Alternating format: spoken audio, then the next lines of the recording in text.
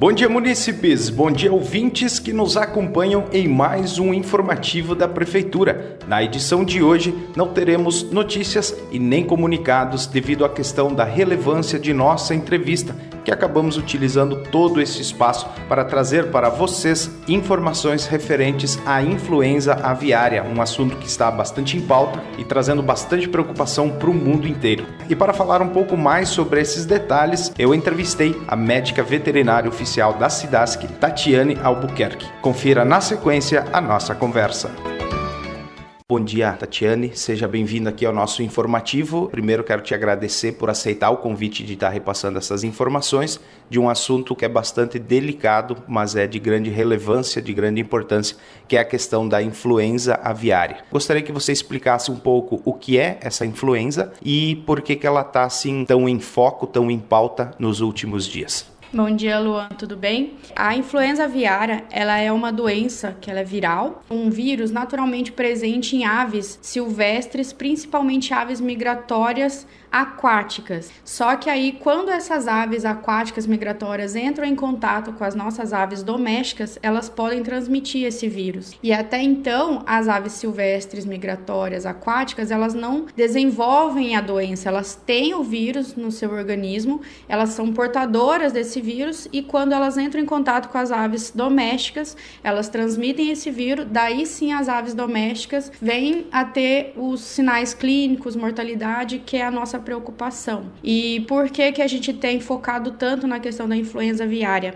O Brasil é um país livre dessa doença. A gente nunca detectou nenhum caso positivo da influenza aviária no rebanho, tanto comercial quanto silvestre. E a gente tem ficado bastante preocupado por causa desse movimento migratório das aves que vêm lá do hemisfério norte aqui para o hemisfério sul buscando o calor nosso dessa época de verão.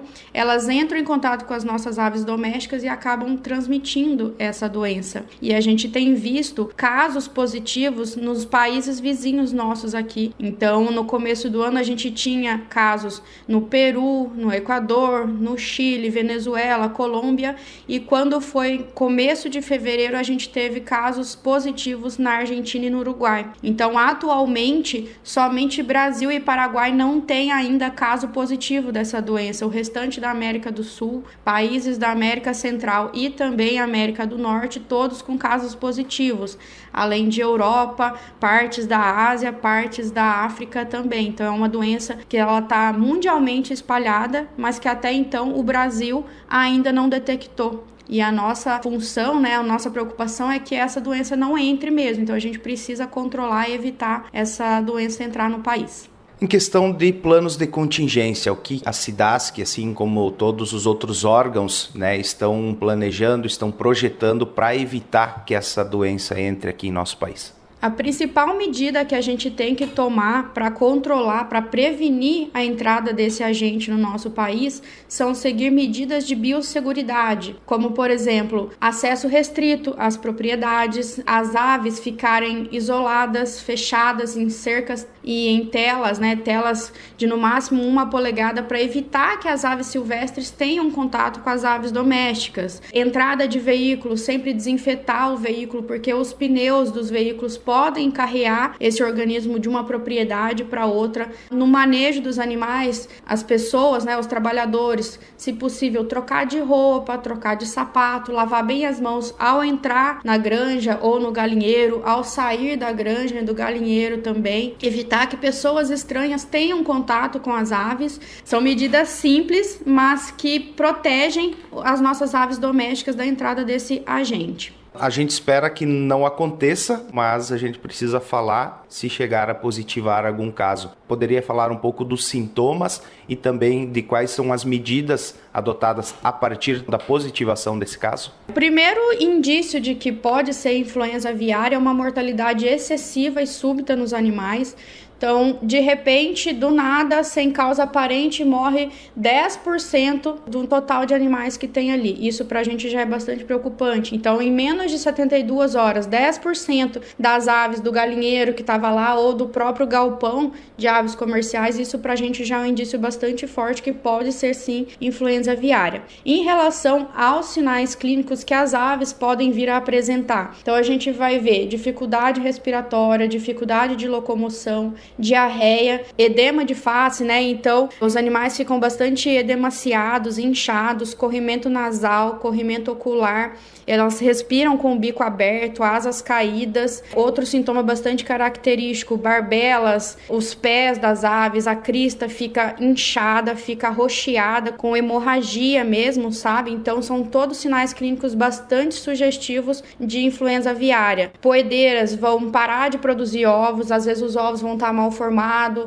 elas vão ter mesmo depressão, queda de consumo de água, queda de consumo de ração, de alimento. Todos esses sintomas são característicos de influenza aviária, então a gente precisa ir na propriedade e investigar. Por isso que é importante que quem observar sinais como esse, que tragam essa informação para a gente da SIDASC, para que a gente possa ir na propriedade, a gente coleta a amostra, a gente avalia os animais e se a gente achar que realmente pode ser ou não, a gente envia material para o laboratório para fazer o diagnóstico dessa doença. Caso volte um resultado positivo, daí a gente vai entrar no que a gente chama de plano de contingência, que são medidas que nós, como órgão estadual, toma naquele foco, né, naquela propriedade foco, para evitar que aquele animal positivo transmita a doença para o restante das propriedades, né? Se aquela propriedade é considerada foco, a ideia das medidas, das ações, é que a gente evite que espalhe esse organismo, esse vírus, para as outras propriedades. E uma das medidas é fazer a proibição de movimentação de animais, produtos, esterco, ração daquela região. A gente traça um raio, então, em volta daquele foco, um raio de 3 quilômetros em linha reta em volta daquela propriedade foco. Daí a gente faz proibição de movimentação, tanto de pessoas quanto de animais, para evitar mesmo a disseminação desse agente. Além desse raio de 3 km, a gente também faz um outro raio a partir desses 3 km de 7 km, então dá um total de 10 km em volta da propriedade foco, onde a gente toma medidas ali de contenção de movimentação de animais, principalmente de aves, das pessoas também, para a gente evitar realmente que esse agente seja disseminado pelas outras propriedades ali ao redor. Além das aves, quais os outros seres que podem ser contaminados por esse vírus? E se uma propriedade tem essa contaminação, o que é feito para evitar e para descontaminar esse local? O vírus da influenza aviária, ele pode ser transmitido para outras espécies, inclusive para nós, seres humanos. Daí a importância da gente prevenir essa doença, né? Os suínos, por exemplo, é uma espécie que pode sim ser contaminada com esse vírus. Inclusive, a nossa preocupação é que a partir do momento que esse vírus vai migrando de espécie para espécie, então, por exemplo, passa da galinha para o pato, para a codorna, ou então das aves para os suínos, cada vez que ele movimenta de espécie para outra espécie, ele vai sofrendo pequenas mutações. Também das aves para nós, seres humanos, dos suínos para nós, seres humanos, eles vão sofrendo pequenas mutações até um momento que ele vai ter uma mutação chave em que ele vai conseguir causar maiores sinais clínicos e também, quem sabe, a nossa preocupação é que comece a ser transmitido também do humano para o humano, e isso pode ser mais uma pandemia e mais uma endemia bastante grave para a gente lidar, né? Por isso que é da nossa preocupação. Quando dá o foco, a gente precisa eliminar esse foco na propriedade. E para a gente eliminar esse foco, a gente precisa sacrificar e destruir os animais que estão ali dentro daquela propriedade. Então, se dá animais positivos, aves positivas com influenza aviária,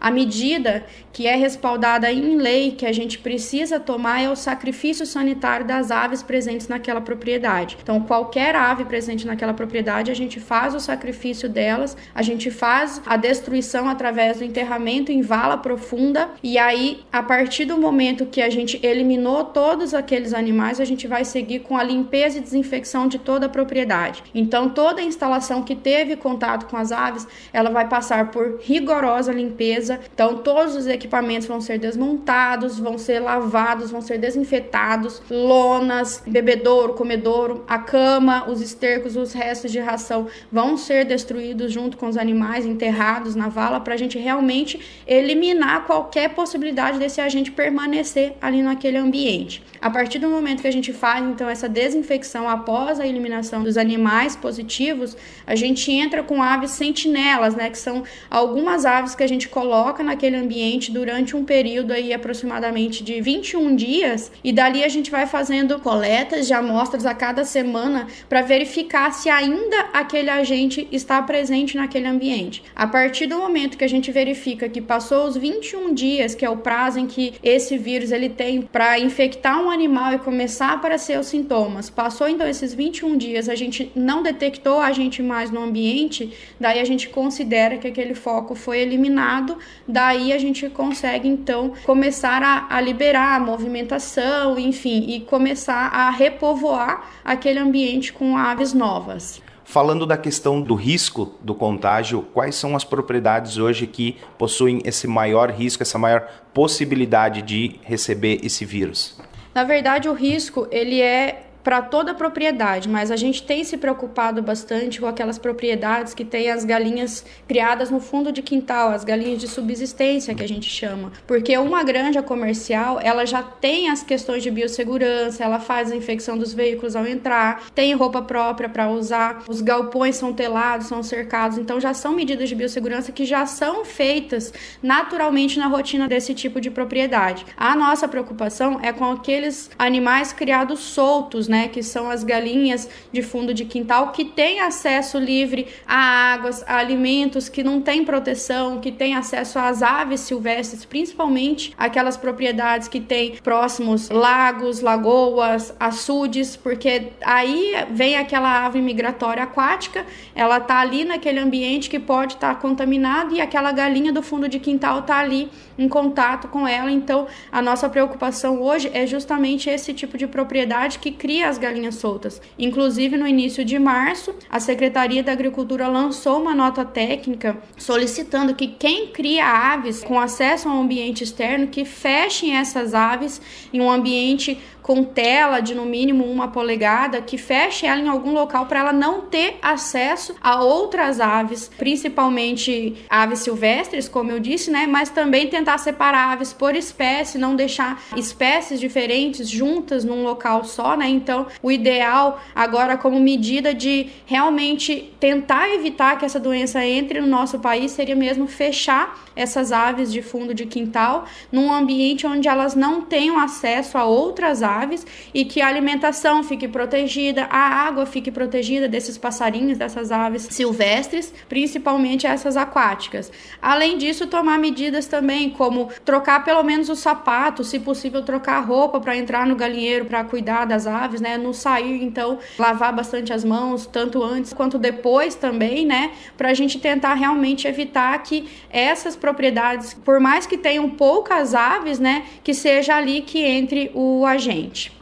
Nós passamos por um período delicado em relação à pandemia da Covid e a gente sabe que existem preocupações que devem ser tomadas não só pela questão da saúde, mas também pela questão econômica. Então, assim, é interessante, você falou das questões legais, tudo amparado por lei. Então, gostaria que você comentasse um pouco sobre isso em relação a que não se deve esconder um caso, né? Não se deve evitar que todos esses protocolos possam ser seguidos para evitar daqui a pouco um problema muito maior aí para o futuro. A Covid realmente é um caso em que a gente pode fazer esse paralelo, porque a partir do momento que a gente tem um agente novo no ambiente, a preocupação é muito grande, porque a gente não sabe o que pode acontecer caso essa disseminação seja grande. Então, a nossa preocupação, caso a gente venha a ter problemas com o pessoal não querer notificar, é bastante preocupante, porque à medida de que é um vírus que ele tem uma alta disseminação, quando a gente não sabe que aquele animal está doente, a gente não sabe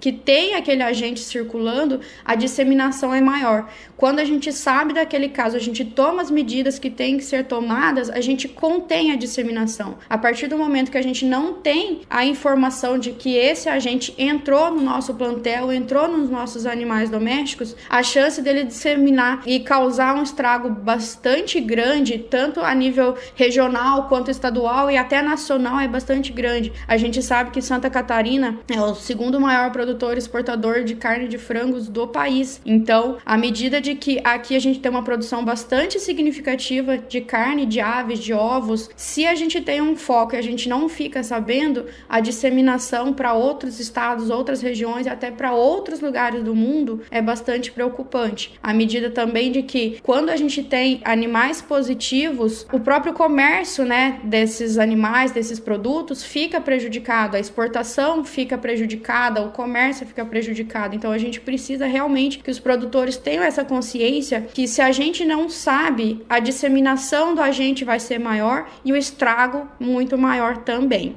Muito bem, então fica aí a informação e também o alerta a todos os nossos ouvintes, a toda a nossa região, para que a gente evite dar brecha aí para a chegada desse vírus, mas que se caso ele chegar, para que sejam tomadas todas as ações cabíveis. Tatiane, muito obrigado mais uma vez por aceitar o nosso convite aqui, vir estar repassando essas informações de grande importância para os nossos ouvintes.